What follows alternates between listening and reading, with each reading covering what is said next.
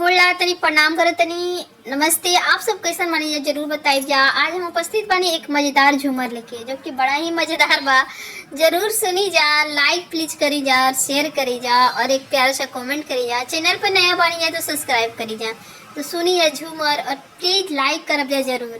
खिड़की खुली रही सारी रतिया रतिया कहाँ बितवला ना। खिड़की खुली रही सारी रतिया रतिया कहाँ बितवला ना। खिड़की खुली रही सारी रतिया रतिया कहाँ बितवला ना। सासू जी के बेटा ननद जी के भैया, सासू जी के बेटा ननद जी के भैया, हमारे लगा बा तू सैया रतिया कहाँ बितावाना। हमारे लगा बा तू सैया रतिया कहाँ बितावाना। खिड़की खुली रही सारी रतिया रतिया कहाँ बितवला ना। खिड़की खुली रही सारी रतिया रतिया कहाँ बितवला ना। गोतिनी के देवर ननदो के भैया, गोतिनी के देवर ननदो के भैया, हमारे लगा बा तू सैया रतिया कहाँ बितवला ना। हमारे लगा बा तू सैया रतिया कहाँ बितवला ना। खिड़की खुली रही सारी रतिया रतिया कहाँ बितवला ना। रतिया जोहनी तो हरे बटिया रतिया कहाँ बितवला ना। मतिया मरला से कौन सवतिया रतिया कहाँ बितवला ना।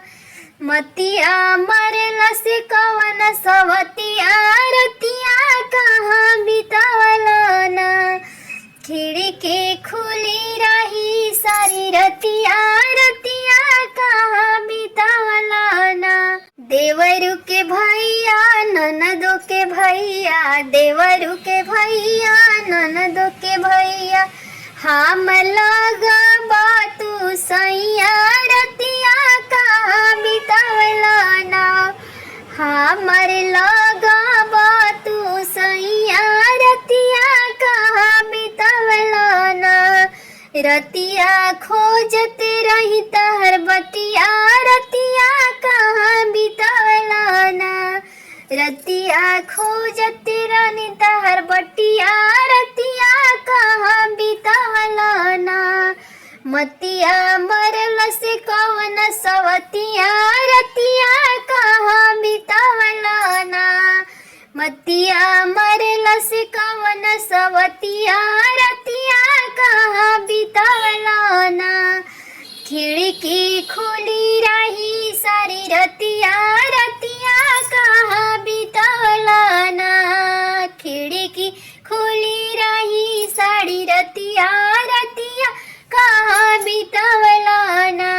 बोलाटी में गिरल बाई नार जिला हिलता, बोलाटी में गिरल बाई नार जिला हिलता, बोलाटी में गिरल बाई नार जिला हिलता। साया पेननी साड़ी पेननी बेसियर सहित, अरे बेसियर सहित जिला हिलता। बोलटी में गिरल बाई नार जिला हिलता, बोलटी में गिरल बाई नार जिला हिलता।